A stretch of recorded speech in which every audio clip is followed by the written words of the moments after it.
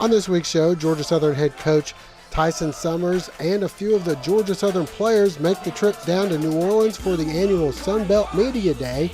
We'll have highlights, interviews, and much more as we welcome you inside the Eagles Nest.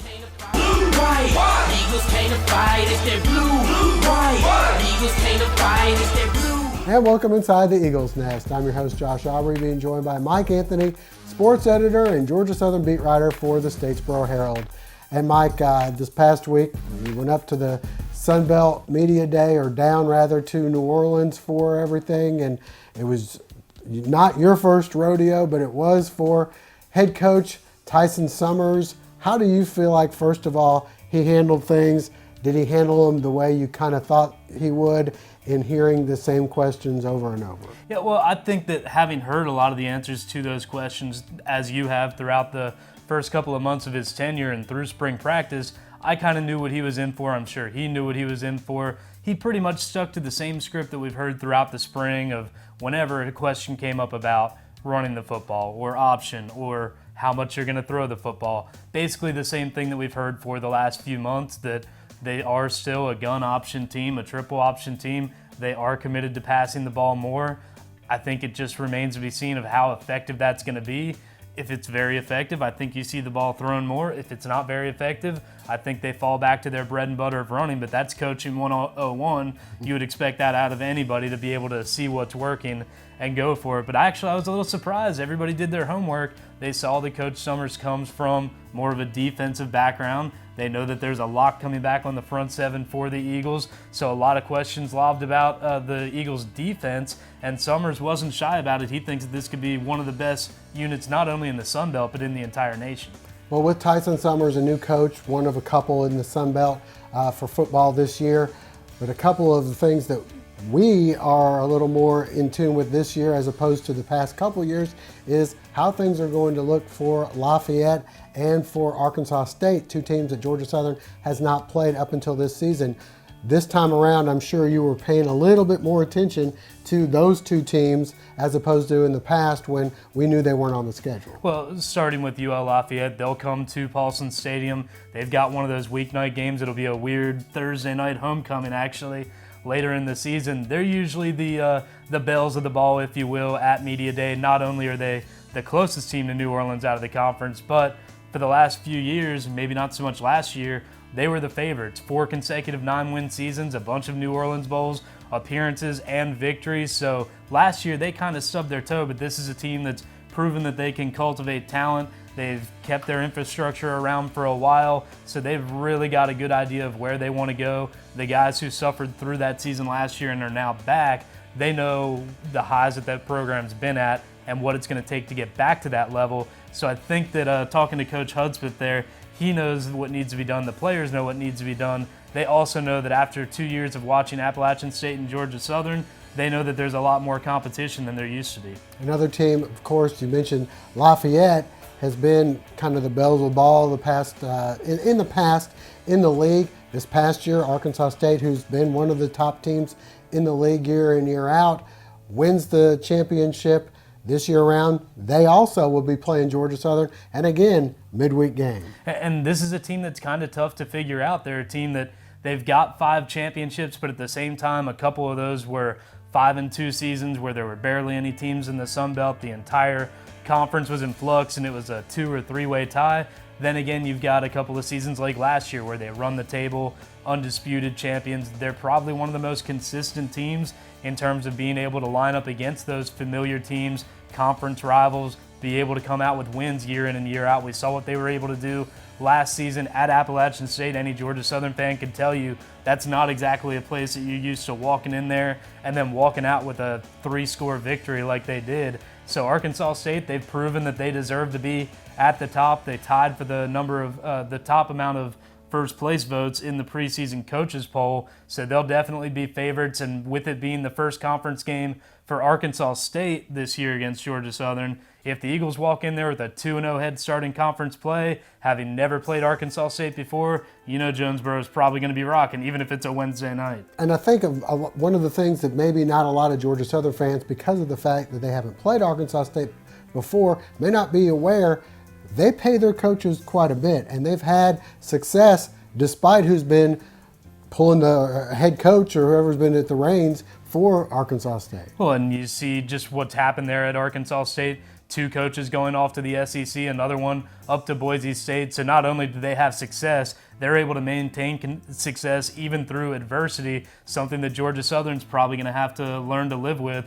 Georgia Southern, for as many improvements that have been made, as much funding increases that have been made over the last 3 or 4 seasons during this trip up to FBS, they're still on not just the lower end, they're near the bottom. UL Monroe, they probably have an even bigger hole to climb out of. But Georgia Southern, hey, it's part of how they started this whole thing, doing more with less. Hopefully they can get a little bit more in the coffers and have some more money to play with. But until that day comes, they're going to have to continue to win. And then when you win, expect to have to win with new people. Well, Mike, you were able to grab a couple of the players that will be playing Georgia Southern for the first time from Arkansas State and from Lafayette. I mean, Georgia Southern is probably the team I'm ready to play against the most. You know, I just respect that team and the thing that they've been able to do the past couple of years. And they have a lot of great athletes over there, and I feel like, you know, it's going to be one of the better, like, you know, just come ready to work type of games. There's a lot of great offensive teams in this conference, you know, from Georgia Southern to Appalachian State to Arkansas State. All those guys can score 40 or 50 points on you if you let them on all different ways, you know. Just, you know, you got to be able to watch film and adjust to what they're doing. It'd be a big thing to have that atmosphere. I think the atmosphere would really help, and those kind of games are just really fun just to play in and be a part of. But we respect every opponent that we have, and we really don't worry about people down the schedule. We just take them 1 week at a time. So when we get ready for them, then we'll start preparing for them and watching the film on those guys. But I mean, you always know who's going to do what in the conference and who you have to look out for. Well, Mike, we've heard from a few of the players. Now let's hear from some of the coaches about what to expect in the 2016 season of the Sun Belt Football Conference. There's 3 things that I take away from where we're picked in the preseason. I think we're preseason number 5. Well, one is we're picked probably where we deserve to be picked after the season we had. Number 2, that's some motivation. We'll remind them of that week in and week out. And number 3, I don't know if they've ever successfully picked the winner. You know, so that's a plus too. And so hopefully, you know, at the end of the season, every team wants to be at the top. It's not where you start, it's where you finish. The all 9 creates some serious issues. I love the idea of playing everybody. I love the fact that you've played everybody and there's no questions out there as to who's really the best team. I also understand that it creates a problem in terms of home games. You know, 1 year you're going to be on the road 5, 1 year you're going to be on the road 4, and it creates some issues at being able to schedule and get home games. And I never want to have a season where I don't have at least 6 home games. So I don't know that issue may be too big to cross, and where you got to go with 8 in the divisions. But you know, if you look at playing everybody once and you take the 2 top teams, at least you know that everybody earned their right to be there, and you got the right 2 teams. It just does create some problems too. Well, Mike, in addition to the coaches and the players, we also heard from the Sun Belt Commissioner, Carl Benson, about kind of the state of the Sun Belt Conference. I guess one of the biggest things to note in the Sun Belt is where the money has gone, where it was just fairly recently, to them cutting $1 million checks to all the schools that are participating in the Sun Belt right now. And the media contracts, the television contracts playing so big of a part in that last season. Every conference game was streamed live on ESPN3. You've also got the midweek games that will televise on ESPNU, ESPN2. Georgia Southern getting to play on ESPN, the big boy, the ESPN, for their bowl game.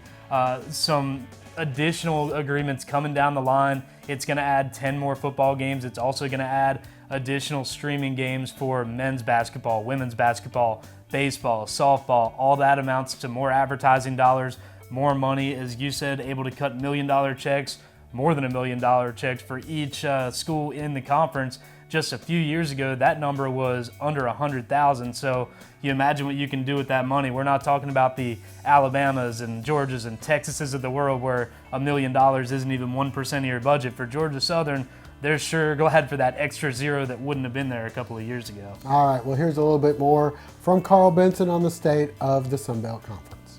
We entered into the era of ESPN3, and we saw those numbers skyrocket to the point that last year every home football game was available for fans and viewers on some mode of televised production, whether it was linear or digital. And again, this year, every Sunbelt home football game will be available. Football bowls. You know, I've stood here now 3 years in a row and talked about how we needed to add another bowl. We went from 2 to 3. We went from 3 to 4.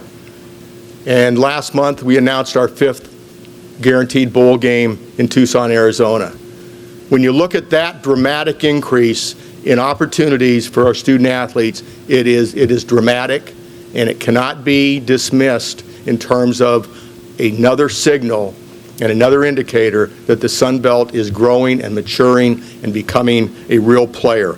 In 2018, the Sun Belt will enter with the rest of our conference peers and have our first football championship game. No announcements today regarding the structure or the elements of that, except that really marks and will mark the beginning of truly the next generation and the next era for the Sun Belt Conference. All in all, the Sun Belt, as I mentioned, is trending upwards. Coastal Carolina's membership in the Sun Belt has had immediate impact.